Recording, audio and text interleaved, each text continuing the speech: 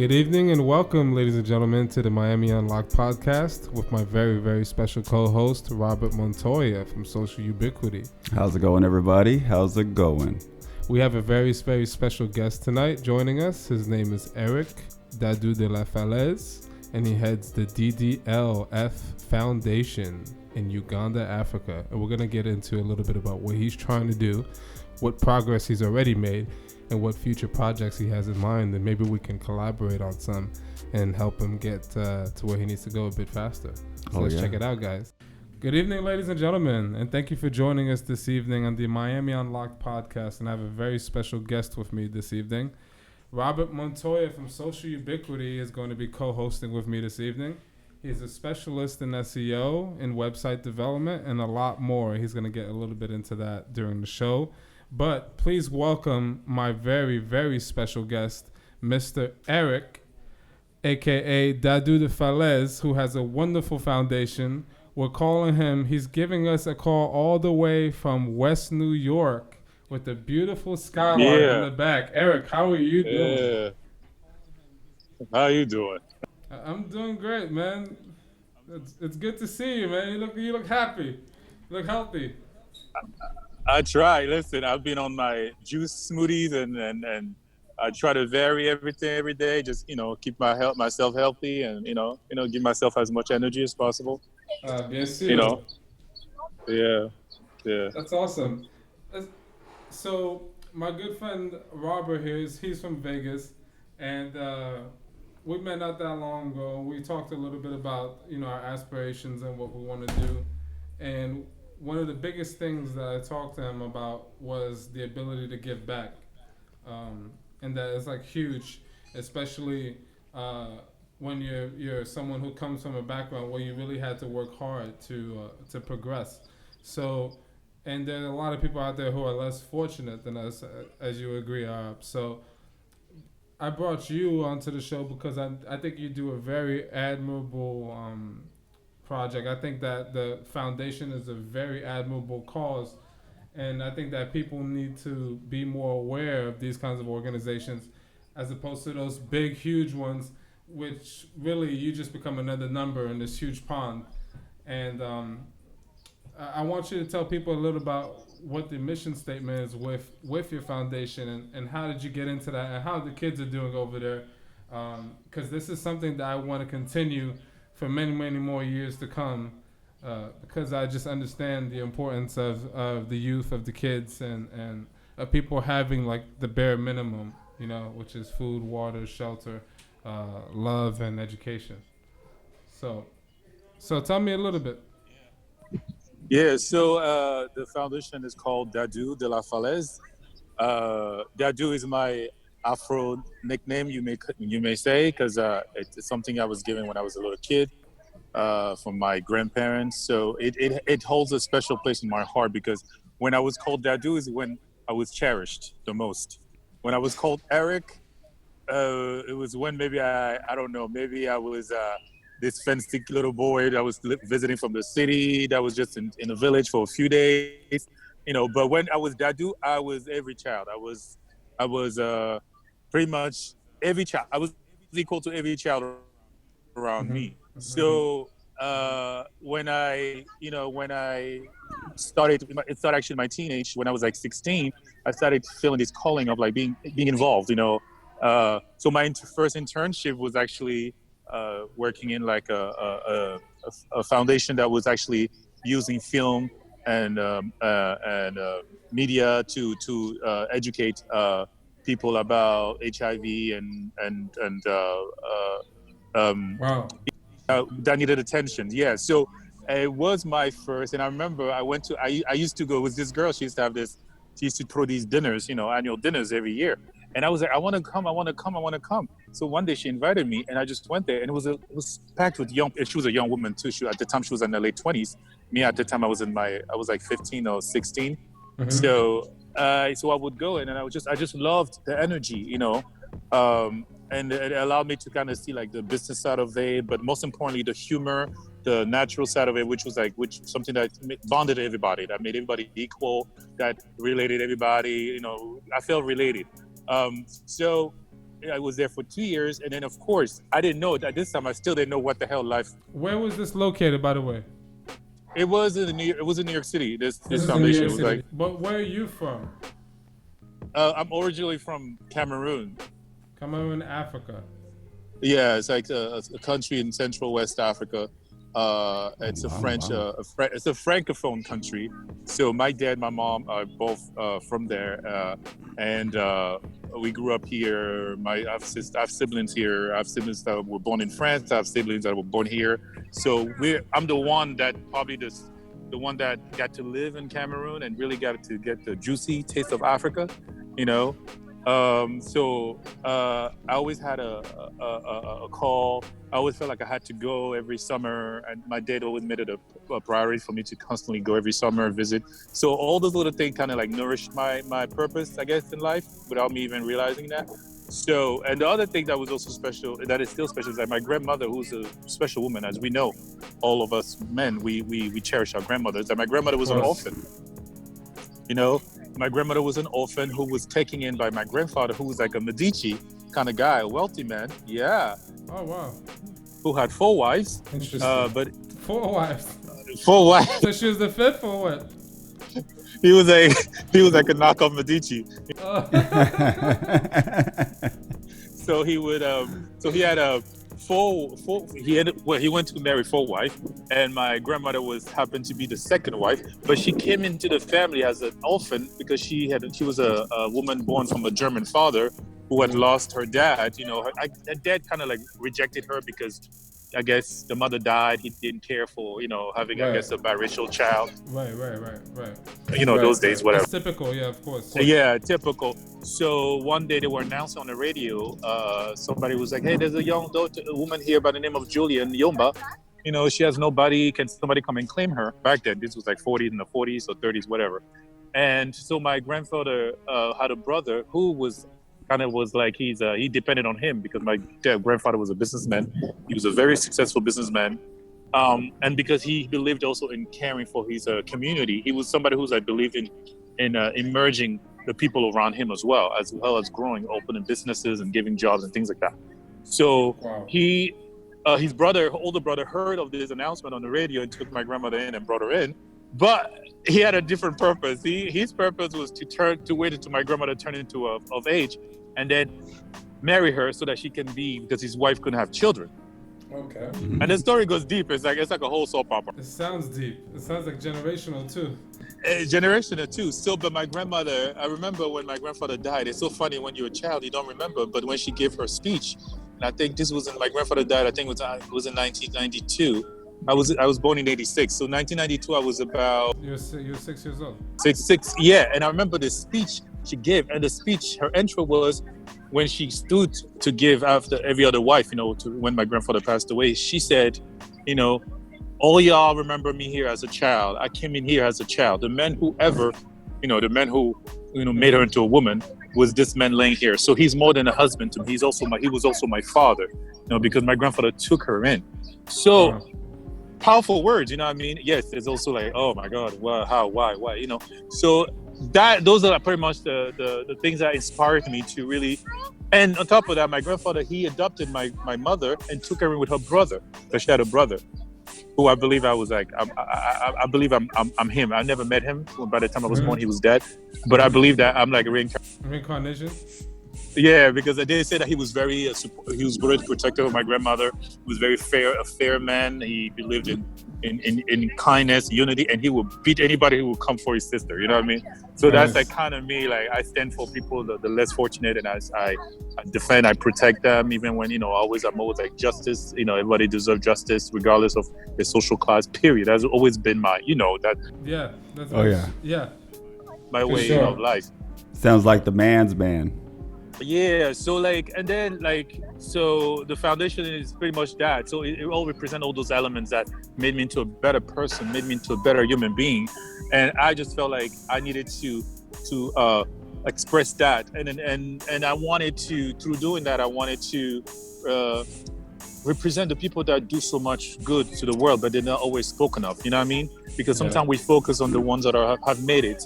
But we all can say that we know one woman or one man in our environment or a neighborhood or where we grew up that used to do things that you were like, wow, he did that. Oh my God, that is so kind of him. But he never got praise. He never Right. received any support from the government. He never received any encouragement from our neighborhood to continue to do what he was doing. But you know for a fact that what he was doing was It's saving positive. lives, inspiring children, feeding children that are probably have made it to become better people today in our Right. society. Right. And you can also look at all these celebrities when they have a moment to give the truth about their upbringing, how they always tell you that I didn't have much. This man believed in me. This man gave me a reason to work hard, to work on my craft, to believe in me, blah blah blah. It's like an inspiration. Exactly. So why is it so hard for us to just understand that we are all human and that we all need that support? We all need that lift. We all need that wing. Eric, I think, I agree with you. I think the hard part about it is that you don't really see too many people emerging that are what you would say like the kind of role models you want, the young people to look up to. I mean, it's a lot, like I said, it's a lot of riffraff, it's a lot of distraction, but I think it's an age where since everything is overexposed, I think those who actually work in silence now actually even have more meaning and more quality to their work.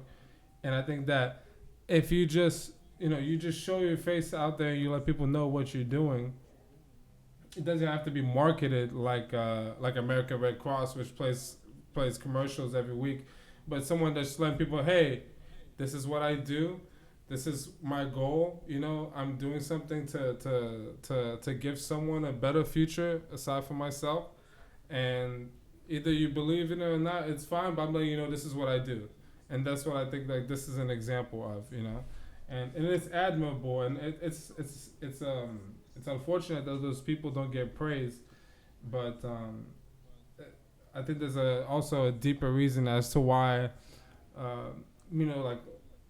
the idea of love and care and people not needing for anything is not such a huge propaganda as opposed to the other things that we have distracting us, like nightlife, alcohol.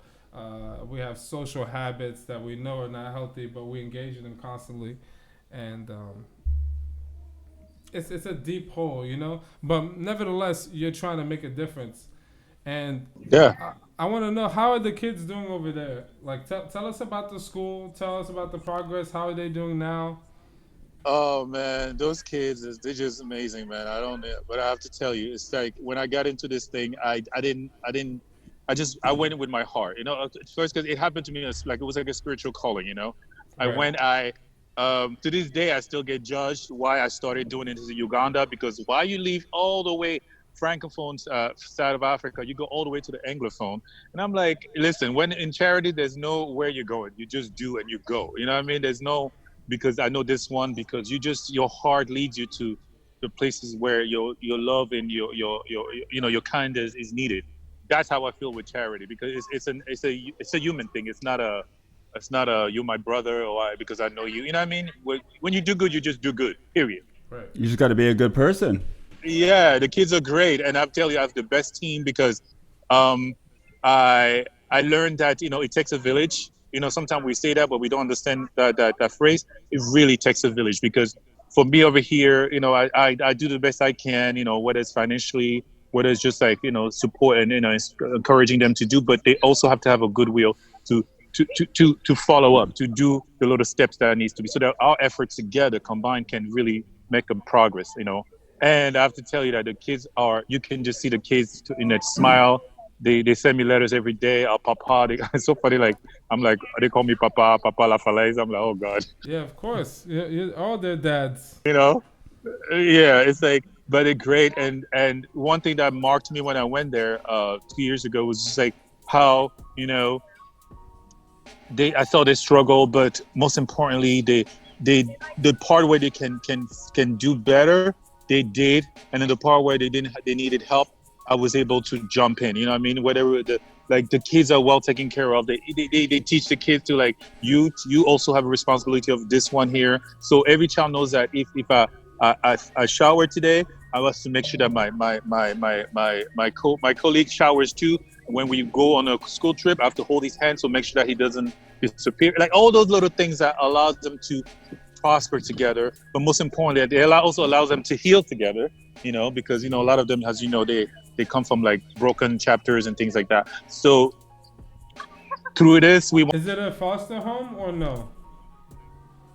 It's a school, but also it has like a dorm where like those that have no parents, like it's like a school orphanage pretty much together, Wow. which is great because then they have a place to stay. Yeah, and then the teachers also sleep on the campus. They have rooms where the teachers, because some of the teachers have to sleep on campus.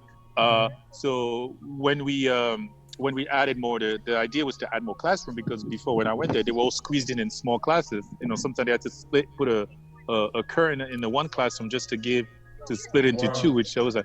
So yeah, and then the school wasn't into the most modern conditions because the earth was still like you could still see the red soil at the bottom. So we had to do some cement work, do some brick properly, and we did that. We added 2 more classrooms, and then once we complete that, which is about to be done, then we'll expand the dormitory into a larger space because and right now it's about. I'm planning to put like 50 twin banks, twin beds. Twin beds? Yeah. Yeah. So that's about 100 students, so that. Let me ask you a question. When I donated to you, what did that build? So when you donated, because at the time we were stuck in finishing the work in the other building, which was going to add 2 more large classrooms. Mm-hmm. So the foundation was already set up, but the finishing, as I don't know if you're familiar with you're in architecture, you're into real estate, so the steps of construction. Yeah. Mm-hmm. So the foundation was already there, but they needed to finish up, do the roof and do the interior, the floor, and then the doors and all that stuff. So we did that, and then we ordered. So your donation was very, very helpful because it allowed us to order desks.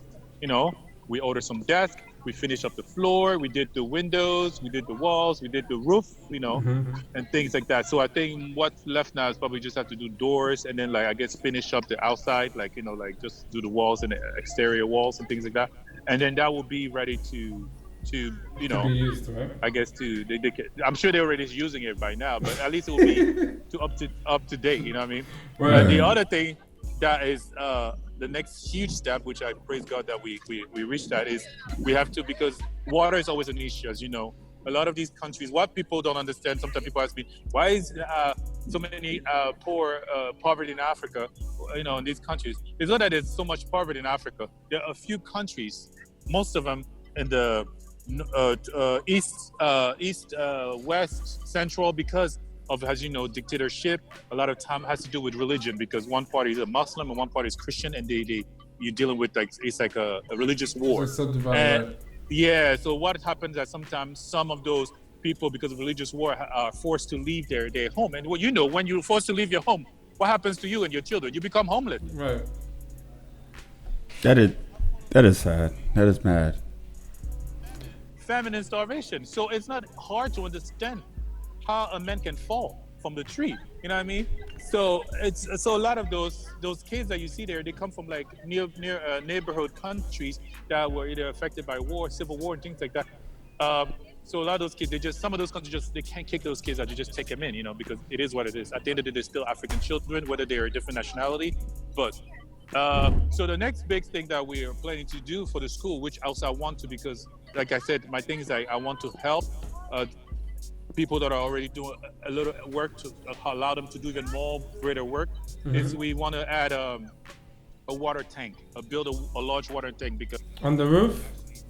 No, we'll probably do it on the ground, like something easy for them to be able to get water, and then also to of course because it's in a rural zone, so allow also the villagers to be able to have some water. Because one thing about Africa is that you can't do good over there and then expect the ones over there who's also struggling to just sit there and watch. So you have to either figure out to do good so that it all affects them in a good way, so that they can prosper equally, and then they can value the donations that otherwise somebody will come with a knife and try to poke a hole in that damn water tank to get some water in the middle of the night. So I don't want that culture Yeah, because we're humans at the end of the day, So when I do there, every time when I do, even for though I do for the school, because the school is right in the middle of the village, I also think of the people around that village, because those are the children that go there. Those, you know what I mean? So I do try to figure out something that can benefit them, so that they can prosper, because they need each other at the end of the day. You know what I mean? It's very important to me, because that's also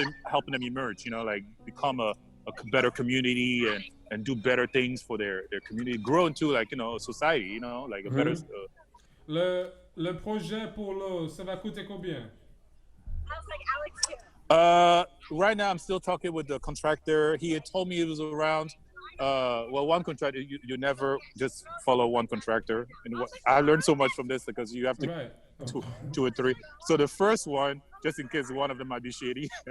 So the first one had told me that it was going to be around, like, I want to say, because when they give me a price, I usually like add like 20-30% more, because you never know. With construction is always different budget. So it's around like maybe $2,500 to $3,000. It's not much. It's very doable. You know what I mean? And that's to get the water in? That's to build the water tank. That's the water tank. Okay. Yeah, that's gonna be about like 7,000 liters, something like that. I want to do something like that big, to have at least 7,000 liters, like, stuff like that. And that along with change their lifestyle, because of lack of water, they have to constantly go far away to get water and bring. That's a lot of miles back and forth, and something you have to send the kids. Yes, it's part of like a contribution to everybody, like kids or children, because you have to teach kids also have to contribute to their society. You know what I mean? Right. It takes a lot of hours of walking. I mean, sometimes it's like half an hour, 2 hours away to get water. Wow. All right, so screw it. So that's real. We're gonna make that happen. Did you create a GoFundMe or anything like that, or no? I have not, because what I wanted to get the exact because we had two options. This is the thing, because my thing was that again, something I learned again, after doing some research, is that there's two type of water things. There's a plastic one, and there's a brick cement one, right? So the thing with the plastic one is cheaper to make, but the thing is that I'd also want to do something that's environment friendly, because it's important to immerse the society as well. Like, think of what you do can how it affect the environment. Yeah, you have to teach them the things like that, because it's important. It's one world. It's a whole world. You know what I mean? So even though the principal at the school, she was more towards the plastic water thing, because of course she felt like it was cheaper. But I was like, listen, if I'd rather make something that's solid and more durable for longevity, then make something that's gonna last you maybe like 3 years, and then maybe somebody's gonna come and put a knife in and then leave a hole, and then it will cost you more to repair it. That is not. I'm not trying to help you spend more. I want to help you make more. You know what I mean? Right. So that's where we're right now. So I was like, she understood why I was more like towards the brick, because the brick is more solid. It's like it's solid. It's harder to break it. Yeah. That to me, that I just feel like that would be. Plus, there's no like chemical residue from the material that's been contained in, like the plastic. It erodes after heat. So yeah. Exactly, because with the plastic, you sometimes have to change this. I don't forget the term. You have to change. Like the lining or something. Yeah. Yeah. So it's gonna cost a little bit more than $2,500 then, maybe. No, for the price I gave you earlier, that's for the brick, but that's for the brick. So it was like yeah. It was. I don't think we'll do plastic, because there's no plastic doesn't really last. Only plastic we like is credit cards. Because one thing about charity is that you don't give to make people to depend on you forever. That's not that is not what I'm trying to do, because life is too short. I don't know how long I have on earth, you know what I mean? But I do to help them prosper, to continue, then so that people that can come after me can just pick from where I left, and add on, and then they can become I don't know, a 17th floor building or something. I don't know, but that to me that's my goal every day. So I don't want them to just to depend on. I want to, because for instance, me doing, fixing the school, it was not for them to also depend on my donation. It's for them to, sometimes it will attract students from that same area that parents do have jobs that can pay tuition, so that tuition they can use towards the bills, like paying the teachers, things like that. So that you're giving an infrastructure. Right. that's very important, especially for Africa, because when you give them a hand, sometimes they'll take the whole hand. I don't want that. It's not the culture I want to create through this. I want to lift them, but allow them to fly on their own. And yeah, self-sufficient. Okay, I got a question. If I could just jump in for a moment. Now, how are you able to get people to contribute, to donate? What is it that you're doing? Do you have like a site, just like how AJ was saying? Do you have a GoFundMe account? But how are you getting people coming in?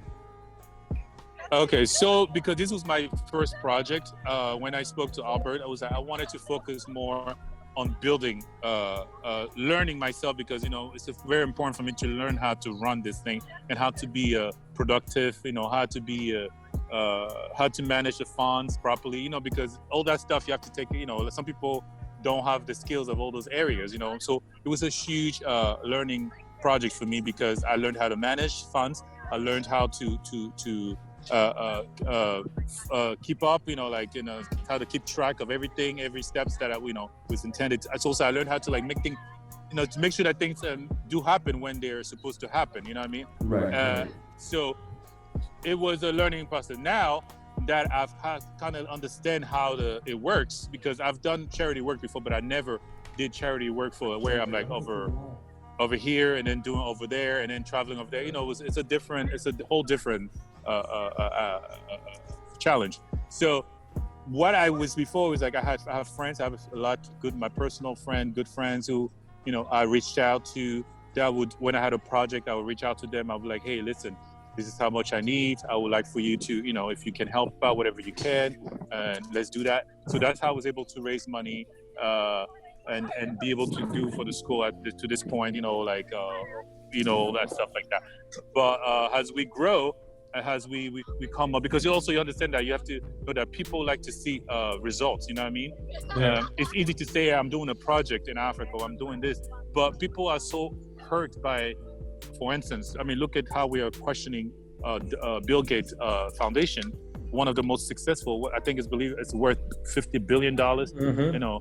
But we are questioning it. How can we question such a successful foundation? It goes to tell you that people are not willing to just give to give. People want to see progress, and how to teach people.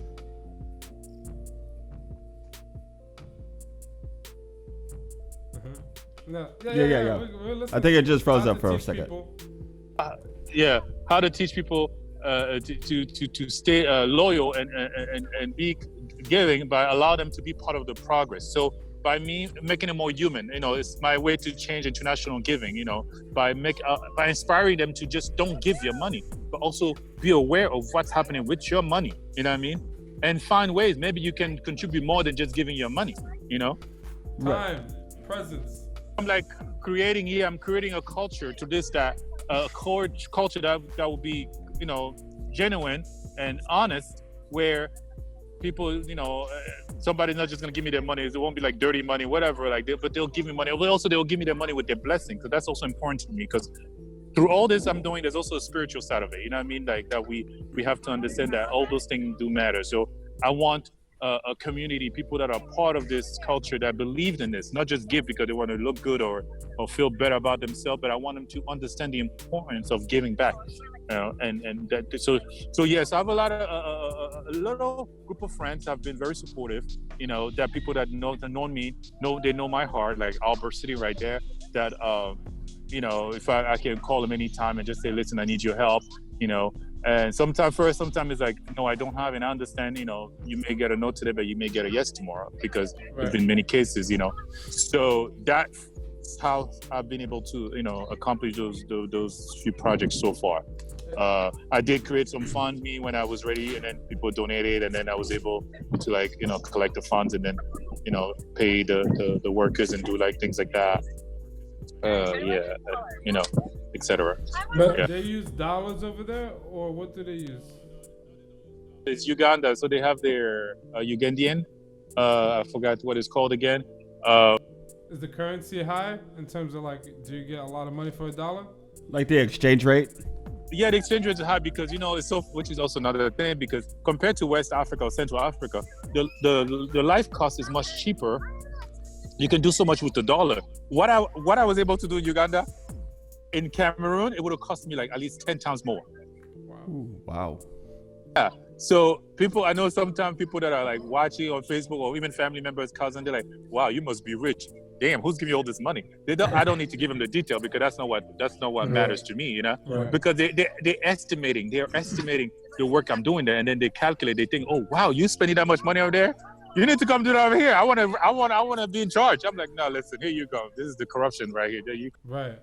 you know So because I know, because I see. Yes, the only thing that costs a lot over there in Uganda is like food, because they cultivate their own food, but they don't, like, rice is imported from Tanzania. For instance, a bag of rice, like during the confinement, I had to like order a large bulk of food just to distribute among the teachers, because remember, my school has 23 teachers. So when they force everybody to be on confinement, I had to figure out how to like feed them, because they weren't giving them. The government wasn't. If the government did, it didn't reach to them for sure. Wow. So I had to like order like bags of rice and make sure that they have enough food, because that was their worry. What were they gonna eat, and being locked in houses?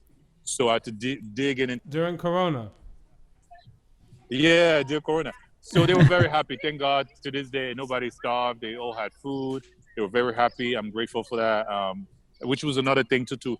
I learned how to manage when you have like unexpected catastrophe like that, like the Corona, like that, like where you can have a good plan, but sometimes things do happen. So it also taught me how to always have a plan B in case things go wrong. You know what I mean? Right. But we were able to survive. Thank God. They only have like another week left of confinement, then they'll get out of, and then they'll go back to the school where we're open, because the school year is from December. I'm sorry, from February to December. It's not like here where it's like from September. Oh, okay. So it's like they're just started. Okay. So February to December, yeah.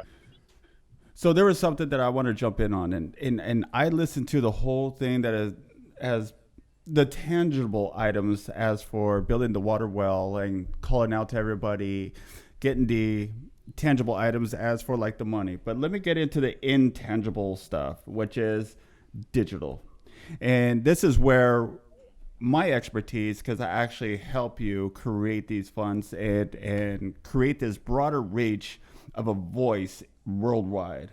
Oh, got something right there. So what your story is engaging, it's captivating, it moved me, it's moving me. I love to donate and I love to do good, and this is what we're doing. AJ and I want to give people a platform so they could come on here, express themselves, and do something good for the humanity as well. Now, with what you have and the story that you have, what we want to do is build something where people could go and donate, because there are thousands and thousands of people that are ready to donate at a drop of a dime. But if they can't find your story or find where to donate, they won't be able to find you. So I think something that we could build together and move people to, like funnel people to a donation page for you. We should be able to put our minds together and have people donate from there. Because if you're going to have to call individual people every single time, it just gets exhausting and asking the same person every single time. But if you could put it on a broad scale and have tens of thousands of people and see this story and what you're doing for humankind out here, then the amount that you could get is tremendous. So in the digital world where I come in, this is where I want to create something for you as well. So give me a little bit of time and we'll create something together. We'll put your story out there, and I will be the first person to donate, and I'm going to donate $100. I'll put that on right now. Oh, thank you. It's I'm actually grateful, because I was telling Albert in the beginning, because when we talked early, because I was like, in my heart, because I wanted to set a culture for what I'm doing first, because I understand the bureaucracy and all the marketing and all that stuff. I absolutely agree that and because I know that this thing will become a huge thing, and I don't want to limit it to just me. I want it to be something that can become, that Albert can even be a part of, because I know I know we love Brazil. Brazil, there's things to do in Brazil. There's things to do everywhere. Yeah. I remember I mentioned that. I'm like, we got things to do, everywhere. It's like it's our world. We have to take care of our world. This is our world. This is our home. It was gifted to us by our creator, whoever he is. We thought he was gonna come during Corona. He didn't come, so that means that we still got ourselves here to figure out all this shit. You know what I mean? Right. Yeah, I know. And during this Corona time, everybody's like trying to stay in, and they're not doing so much. Even for everybody else, but there's got to be somebody out there that could do something for others, and that's where our minds could come in and do good. We could create something. I'm grateful. I'm ready for to like jump into this new aspect of of how to make things better, greater, and more. Reaching out as many people as possible, and then inspiring people as many people as possible is very important, because I'm only here for one purpose. After me, it has to continue. That's right. One thing about also when I keep saying that the importance of changing the images of international giving. People need to be a little bit more involved. Man, that's so powerful what you just said right there. You have no idea the concept of international giving. And, and it doesn't have to be. I don't need to put kids with fly coming out of their mouth. All those old footages of like 50s or the 70s, always marked degrading a race or people. That is not my thing. I do see some people that do that, because as I don't know if you've read a lot of stories about Uganda. It's like there's a lot of scams in Uganda, these orphanages that people that go there because they know there's so many. Uganda, I believe, is one of the countries with the highest orphans. So people go there to create these orphanages and just to take money off of. Are you talking about just like shell corporations, like where they're just there, but they're collecting money without There's a whole investigation going on. A lot of it. Uganda is very high, and because the things like I tell you, Uganda, there's a lot of villages. So every village is at least 10, 15, many the different orphanages. That sometimes they post these pictures. They make this kid look all sad with flies and things like that. But that we've been doing that for decades. Did not change the world. My point is that I want to change the world. I want to make a world a better place. I'm not there to use an innocent child to make a mockery out of him because I want to receive a donation. Right, no. I'm willing to put my own income, because what I do, I believe in putting my own income too, because you have to support everything you believe to, Skin in the game. Right. Yeah. There's a lot of people who want to see the world as a better place, and there are some of us that want to make the world a better place. That's a big difference. Yeah, huge. If we were doing things right, the world wouldn't be where it is still now.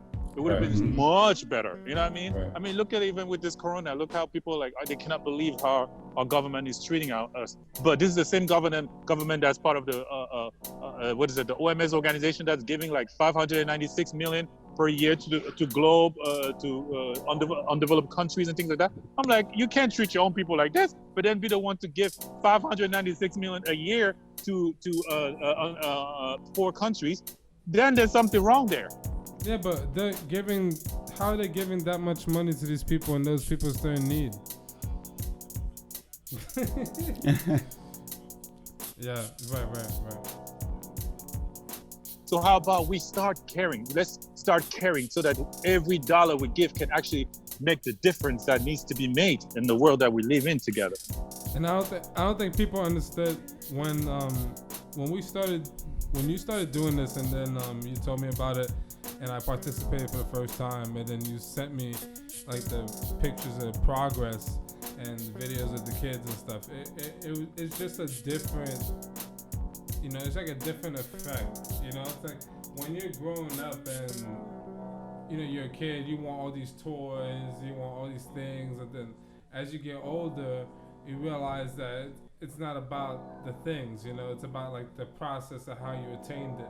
and then like the experiences you have in life, and then it starts becoming about how you can share your successes, you know, because if you're like successful and you're by yourself, I mean, you're super miserable, you know. I mean, that's the point, you know, for you to be able to treat your team and treat your family and your good friends, to give them a taste of that life, you know, because we're all here, each one teach one, you know, but it's very rare to get this kind of commonality on the same platform, you know, not two, but three young men that are all trying to make an imprint on this world, and by doing something, and it starts with giving more than asking people to give us anything, and it's not often that you see that, and that's why I think that it's even more of an importance that people like us need to stay connected, stay motivated, stay persistent, and realize that what we're going after is bigger than us. It's the goal, and that's for like the future.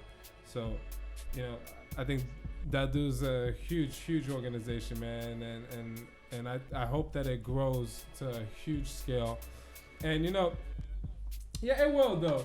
But the thing about it, so I bring people on this show because I want people in the world to know that the people that they see on TV and that are in propaganda are not the only interesting people out there in the world. So how I met you was in Saks Fifth Avenue, and I remember I was on a sales floor that was like home of the Sharks, and when you came on along with Aaron and a few other people, it was just a super competitive environment. And I'm a good salesman, I can say that, you know. And I think all of us, we all had to be good to be there. But I admired your technique of selling, and I know that you happened to service some really high-end individuals. You were able to help some royalty from Morocco, things of that sort. And that's something that people need to understand, that it's like you need to embrace like who you are and like where you come from, because who would have known that you, Eric, were like your kind of background, coming all the way from family from Uganda and coming to New York City, and now next thing you know you're selling keto to like the 1% in the world. If people don't know what that line is, it's very expensive quote, KITON, go look it up.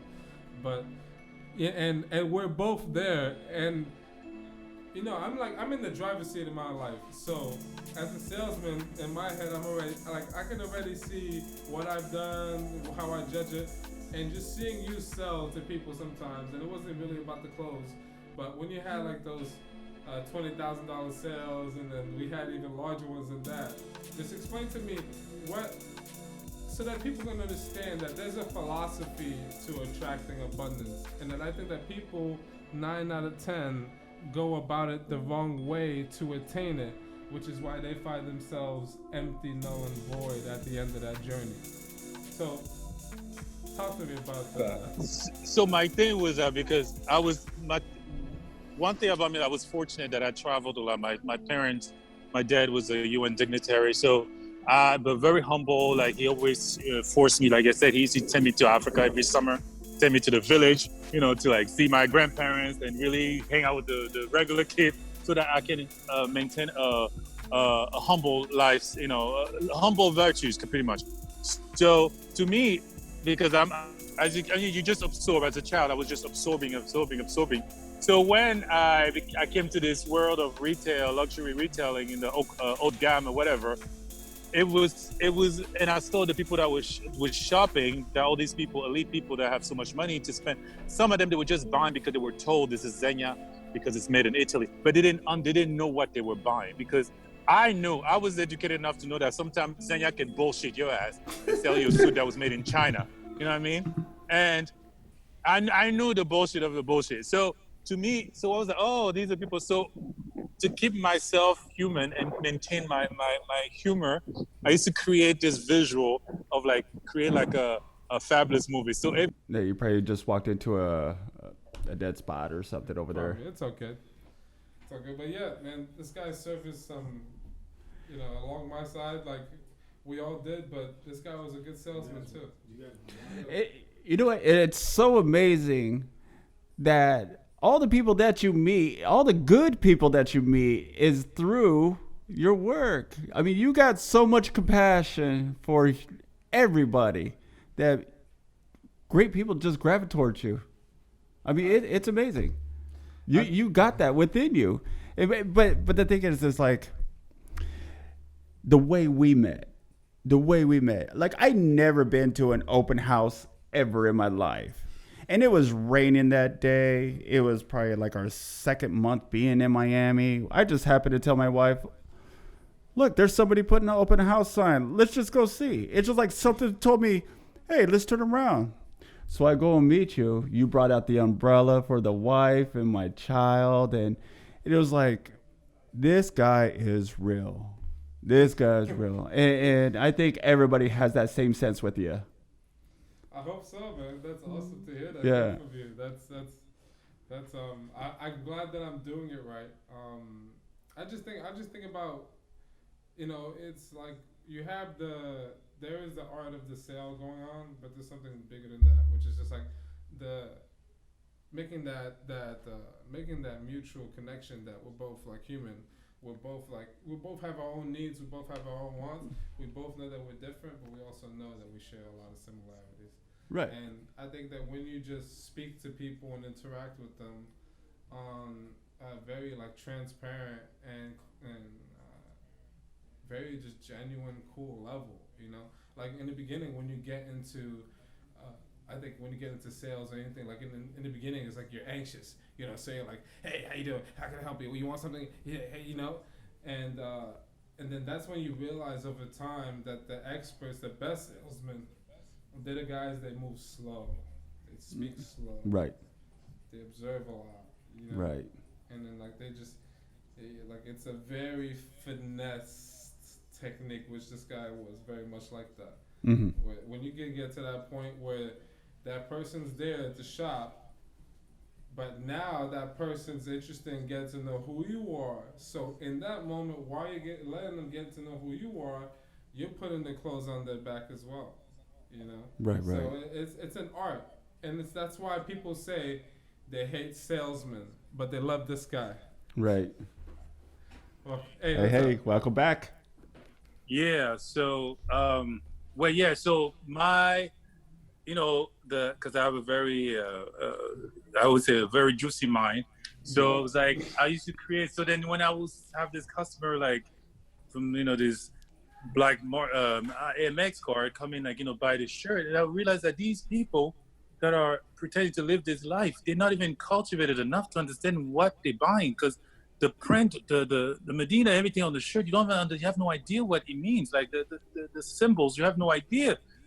And I was like, bro, you're just buying it because it's Versace, or you're just buying it because it's I don't know, Keaton, like no idea.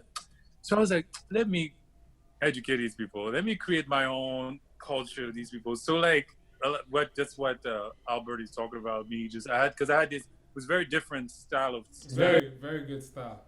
Very good style. Avec le chiffon, tout ça. But I always refer to destinations. I was like, see, this is a good shirt. You get this when you like, for your trip, when you go on your trip to Mykonos. And the guy will be like, Mykonos?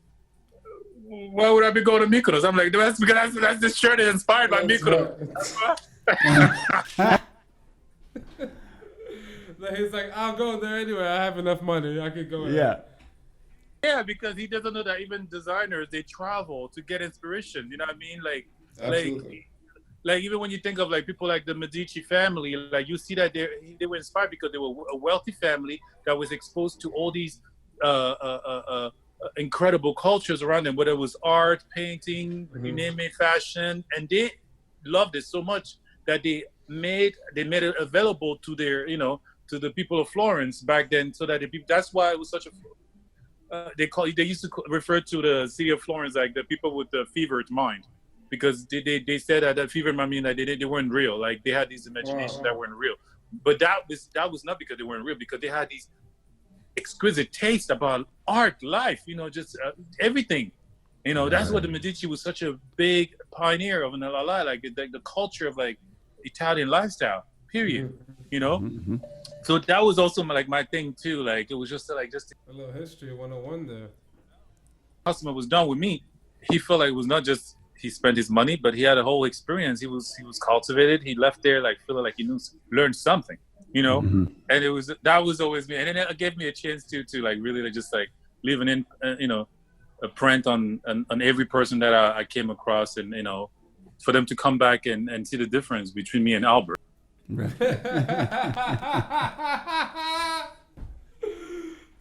That's how you kept your clients, you lucky son of a gun. Yeah. I was still learning about the retail, but because also one thing I learned in retail was that because you had a lot of people that was much older, but their hustle was different because they had bills, they had school loans to pay back, they had baby mamas, whatever, families went back in the native countries. For me, it was just a young kid that was just there to explore, kind of, right? Yeah, and explore fashion and all the beautiful thing it has to offer. So it wasn't that serious to me. So I was not there to harm nobody. I was not there to fight nobody. I was not there to try to be a millionaire. I was there to make some money and discover the world and enjoy nice things, but not like right, not in a vicious right. Mm-hmm. It was slow. Yeah. That mood was like, what the hell is wrong with him? We're like, okay, goddamn, for. What was it? You remember Annie and Dolce?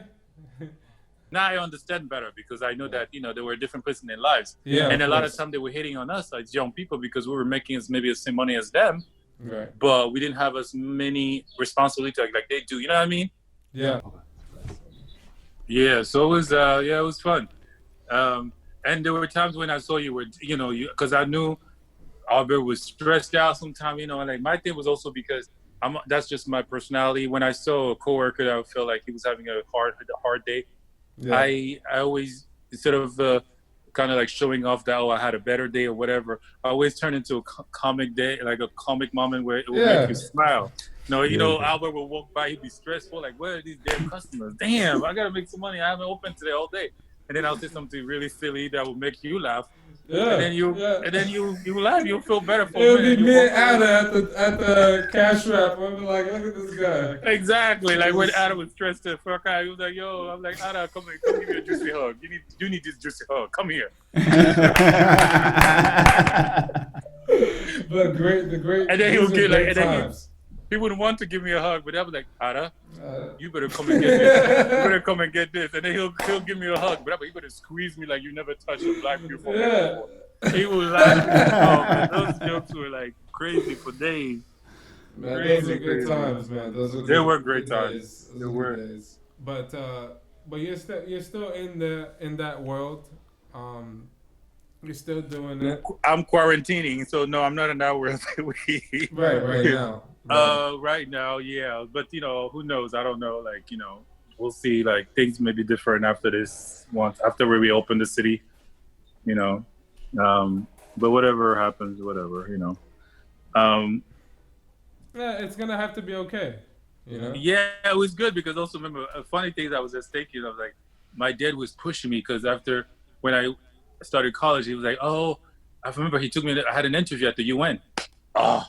But I never wanted to work at the UN because I thought they were all fake, you know what I mean? And plus the UN is like, you have to have a same mindset, you know what I mean? You can't be you can't be a radical. No. Freedom generation that just think how they feel, like the people that insult Trump whenever they feel like you can't, no, you had to have some type of diplomacy. So I was just like, I can't, like, it was already hard enough for me to have my dad come over with his colleague. I'm like, you guys are full of shit. This is why the world is not changing, because you guys are full of shit.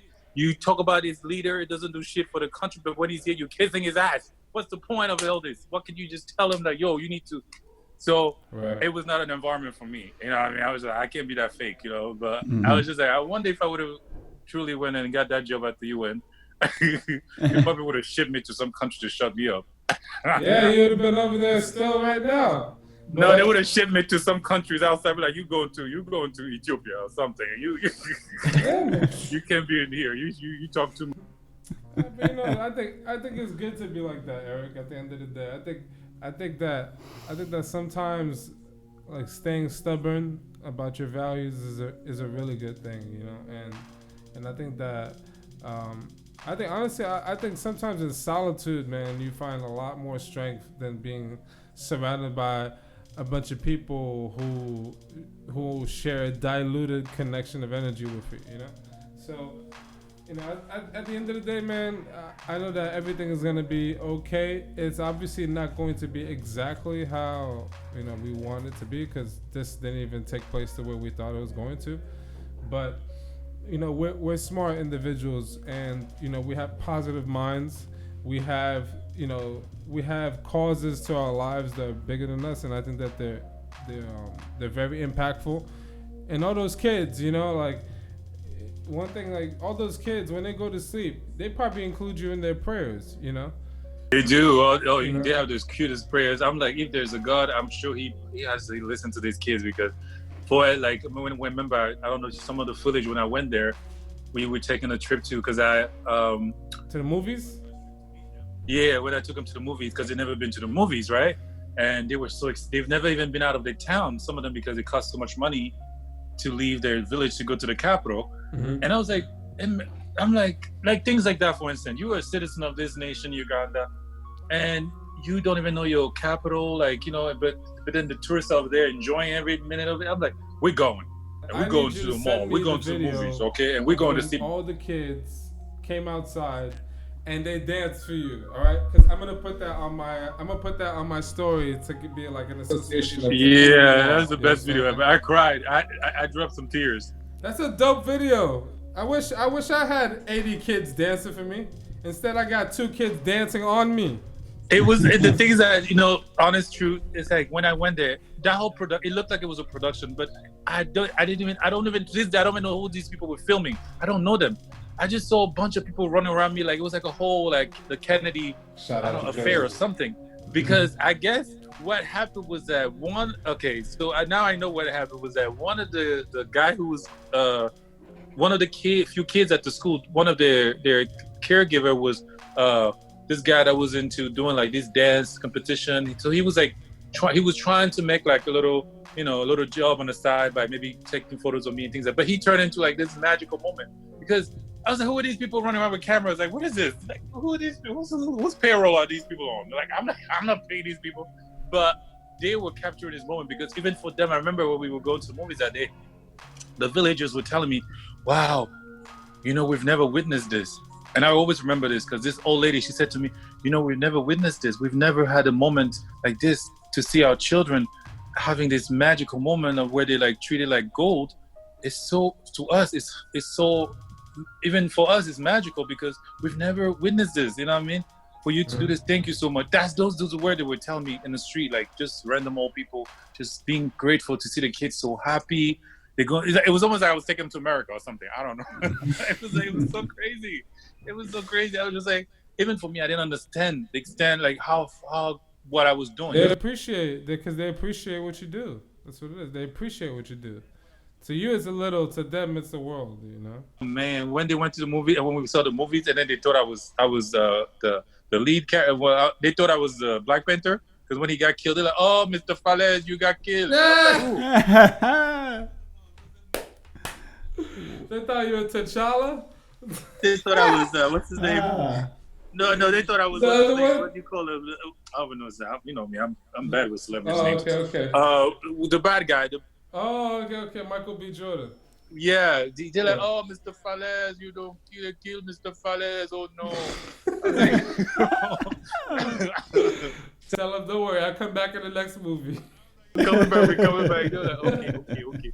And what I loved that was so special for them is that because with the movie theater, which it was amazing, the girls, she really created a package for me, and I started planning for it over here. So I like called them and they set up a nice package because what I did was a movie, a bottle of a canned soda, and then some popcorns, things that it's like luxury for them to even have a soda, you know what I mean? Because it costs so much money. So every child had like a huge bag, like those big popcorns that we get when we go here. Yeah. Yes. Yeah. So, but they were humble enough to eat a little bit and save some for their mamas or daddies when they go home because they wanted to share the experience with the ones that didn't come along. So they all had a bag with their soda left, half left. That's insane. It was, wow. And I was like, "Why you guys didn't eat all of it?" They're like, "No, I want to save some for tomorrow." I was like, oh, these kids are just so magical. This is amazing. It was incredible. It was incredible. But when I go, oh my God, it's gonna be even more magical because I do plan to. It's so funny. I had this vision before because I was planning to go for April. I was supposed to go there in April because I was like, okay, I have to go see them. It's been over a year now. I need to go see them because they called asking for me. I was like, okay, so I planned my vacation, but then Corona came, and I would have been stuck there, So my thing was that when I go, I was going to like host like a banquet of gratitude, like just to give thanks for like all the progress we've made, because also through everything I do, I also want to value, because I see that they value spending time together. So I want to nourish that culture of theirs, which is that they smile together, they laugh together, they dance together, they praise together. So I also want to because I believe it's a very beautiful foundation that they have that I always want to nourish that. So I was planning to host this banquet of gratitude where we'll set up like desks. I'll call local women to come and cook for all of us, and then we'll have meat, chicken, things that they're not used to. We'll just celebrate that one day, and then I'll make them pasta with with tomato sauce, things that they probably see in a magazine, and then just they lick their lips. So, and then it was going to be like a great fest. I was planning to do that for Easter, like on Easter Day for sure, that Sunday. Because it's just something I felt in my heart that I need to do for them, just to give thanks, just to give them a moment to be grateful. And I ordered these watches. I came across with this company in China. Yeah, China. They made me these. They made me these superhero watches. About 200 of them that I paid for. I was supposed to send it to them for Christmas last year, so I have them here. So I was gonna give them, and every kid, because remember, every child, there's things that every child likes to have. Yeah, of course. Right. Like a watch, sneakers, just the thing that make a child a child. So I have these cute watches that I'm gonna give to them, each single one of them, to the kids and stuff like that. Which I'm sure is gonna make them. They're all gonna be so excited because they're like Spider-Man, Batman, Wonder Woman, you name it, all different characters, all these watches that I will give to them when I go. So hopefully, once everything is back to normal, maybe July, I'll take a trip there just to see them, just so that we don't lose that love and that bonding that we have. Don't lose that momentum. But listen, this is what we're going to do. We are collectively, we're going to work on some kind of platform where people can easily have access to what you've been doing, what you're doing, and what you're planning to do. And then when all this stuff gets lifted off, I want to invite you back here because I want to talk about what you're going to be doing going forward once everything gets back into normal, and how we can execute on the water project. And when we do the water project,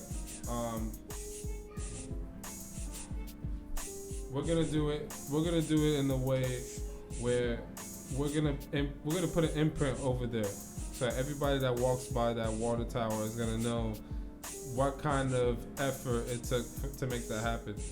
Yeah. Yes. I might even need you to come so we can inaugurate that. Well, I wanna ask you to go there, cause I don't just want to be the person that's just a distant. No, that's not. I want to see the kids. We go, we see, we dance with them, we eat with them, and then we pray together, and then So we'll definitely make it happen.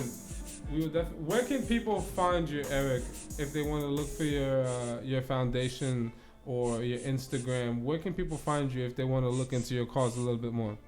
I'm in the process to because I was going to trademark the name, so I'd filed. And also, because before, remember, I had not done the nonprofit, file as a nonprofit yet, so I have to do those things now. Those are the things that I hadn't planned to do for 2020 to start 2021 in a more professional way, more, elite way, stuff like that. So those things, once, of course, unfortunately, all these stuff happened, but once we're back to normal, follow up with that agency, which I had signed to have my tax ID and things like that, all those things, just do it properly. So for now, people can reach me, either my personal Instagram or the foundation page Instagram, which is it's actually, I'll spell it for you, is DD. You there? Yeah, we're here.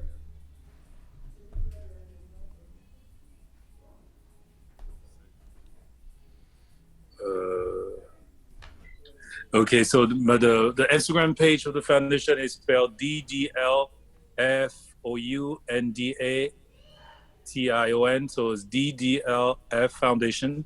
DDL Foundation. Double DLF and then the word foundation. Okay, DDLF Foundation. Got you. Gotcha. On Instagram.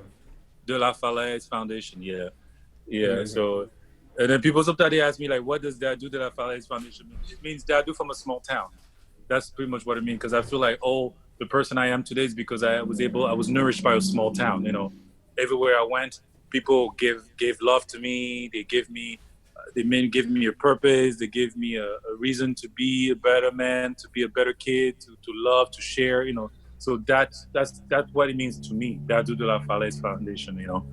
It's like a little boy from it's very powerful, it's very deep meaning to me for sure. We're gonna make something happen for Dadou De la Falaise.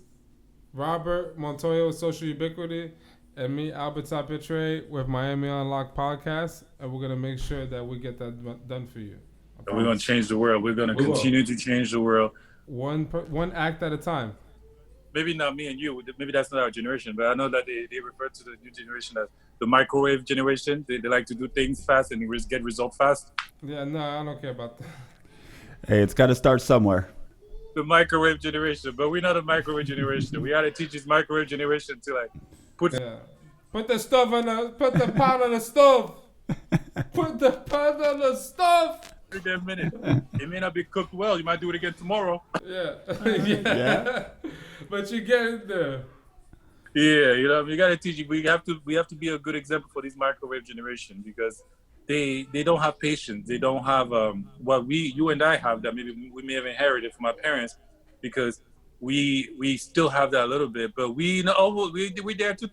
We can give up too. Yeah. But we have to work hard, you know, because we sometimes want results real fast, you know, because we're like, what's the point of working hard this long, man? I just want to do it and come on. Yeah, man. Yeah, so we have to teach them. We have to lead them to, because otherwise the world is in really deep danger, you know? Mm-hmm. Like even now you can see the charity world is in serious challenge because it's like people don't give. Maybe before people were giving because, I don't know, but now people are they have their own personal things. Life is getting harder and harder. So people, this generation, they don't like, why should I give you when I can't even help myself? See, they say that a lot, you know what I mean? But it's not about that. It's because, you know, as you, Albert, you have children, you have two beautiful kids right now, and you want to, God forbid, you know, knock on wood, you're not there tomorrow. Matter of fact, even if you're still here, God, let's say your kids are at school and you happen to be running late, and then maybe they need something or whatever, something happens, you want somebody to act out of love, you know? Yeah. An important symbol of the society, not just because those are not my kids. I ain't got time for it. No. Because those same kids that you neglected can also save your grandkids, your grandkids, you know, like life, or do something that can inspire your grandchildren. We have to think that way. You know, we're so connected. That's how connected we are. You know. Yeah. But it takes a random person to mess up your day, just like it takes a stranger to make you just tell you good morning and make your day feel much better than what it was yesterday. You know? 100%. So I like it. That's important to every day you have to always do that, you know, like, you know, because I know sometimes we're victims of a lot of pain and obstacles and things like that. So, but most importantly, we have to understand that everything besides our body does not belong to us. You know, what's important is our heart, and then that has to do better than what we wanted to do. You know, we really have to make an effort every day to like be better people. And I hope that after this quarantining, self-reflect, you know, I don't know, people are saying that it might get worse. I think that's up to us. It is. I think it's up to us. So I don't know. I hope I can't wait to see them among my friends, how they go, what's gonna be their mindset. You know, because we all have those friends. You know, you have those friends that, you know, are greedy or selfish or just think about themselves. You know, I want to see how they come out of this. You know, are they gonna still be the person who's gonna like found a reason to insult a homeless person because he's homeless. Meanwhile, you don't know how he get there. Maybe he lost everything in life and just lost hope. Maybe he had so much it was stolen from him, by injustice. You don't know. Anything can happen to anybody to fall on the ground. So it'll be nice to see how we get out of this, what we become out of this. Well, there's one thing for sure, is that this whole thing that's happening has pushed everything to the digital world. And this is where it's going to help out your foundation 100%, is to put it out there for everybody to see. He knows what he's talking about, trust me. I feel him. I think I 100% agree with him. 100%. 100%, like the French say. It's 100%. 100%. I like that. Eric, I want to thank you for joining us tonight, man. You've been tremendous. It was a pleasure. And I think that people should really enjoy the fact that we brought on someone so selfless, someone who's been trying to make a difference in their own little way, and it's growing. And I'm glad that we're aware of it, and we're going to take part in making sure that this train moves along.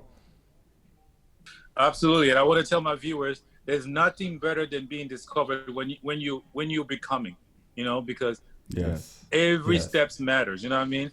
And you're not perfect. I'm not perfect. I may have a heart of gold, but that's what it takes to do. But also, there's parts where I'm gonna need help along, and that's where you have to understand that this is a union effort. It's not a one man. One man cannot change the world. That's true. It takes a team of us. Albert supporting me, me having maybe a heart that wants to make a difference, and then my new friend now just wanting to put it on a Medici map.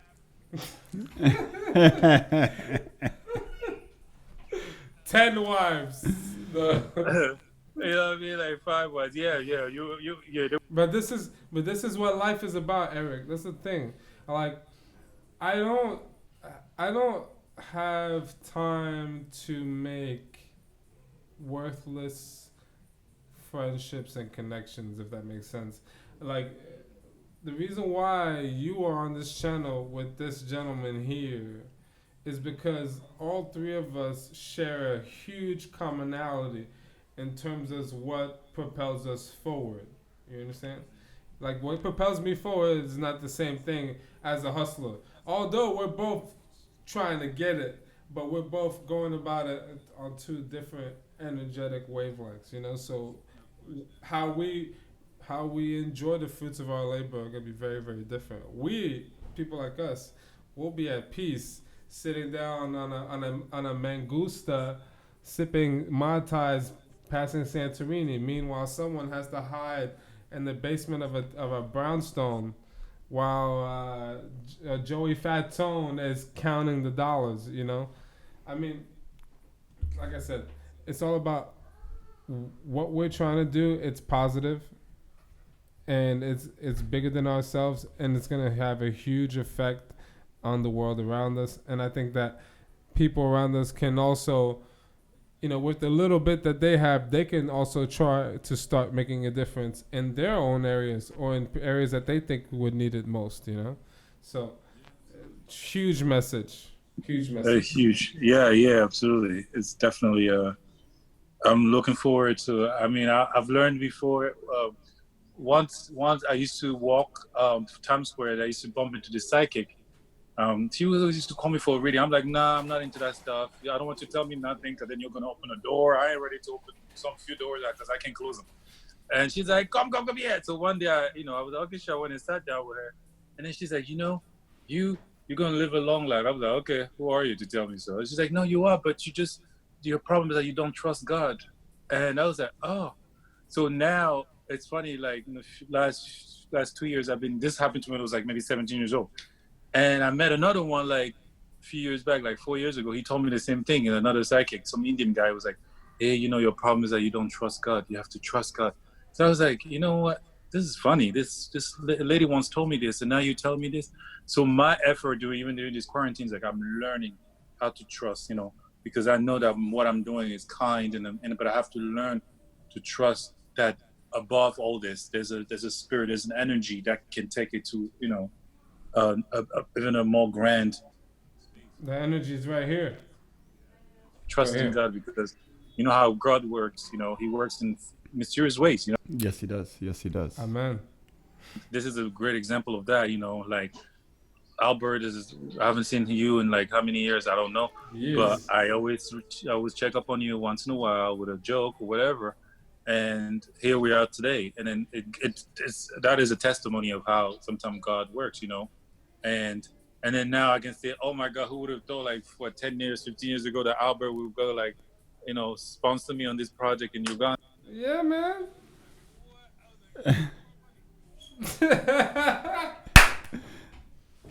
That's another example of, like, how God works, you know, like, sometimes you think that the people that are going to, like, support you are people that you're going to meet now, but when it's actually the people that you met, like, 1975.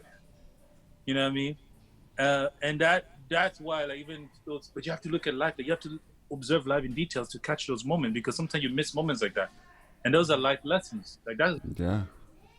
You know, even in what I do or what I aim to do is that those moments like that, that's what life is about. That's life. That a yes today, a no today may mean a yes tomorrow. You know, so even when I get turned down, I'm like, I'm not okay. I don't take it personal. I'm like, okay, I'll come at you another day. I'll come at you on another Saturday. See if you say no again. But then when you say no, I'll look at you funny. I'm like, the Saturday, and then it might turn into a yes. You know what I mean? Keep believing in the journey, in the process. And also, like, observe the details through the journey, because those are the lessons that keep you going. You know, it's very important. See? He's about the details. Yes, it is. Yes, it is.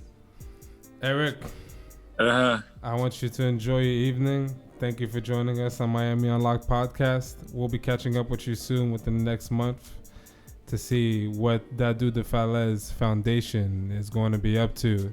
You always say Dadou. It's hard for you to say Dadou De la Falaise. Dadou De la Falaise. Dadou Falaise. Dadou De la Falaise. That is, in French, it means Dadou from a small town. So when you say Dadou De Falaise, no. Dadou De la means Dadou De la Falaise, putain. Okay. All right. Eric, love you, man. I love you more. Thank you. Eric, it was a pleasure. It was I'll be such a speaking pleasure. to you soon. See you soon. And Yeah, we're going to well. build this up for you. So stay tuned. Merci beaucoup, mon frère. Bye-bye.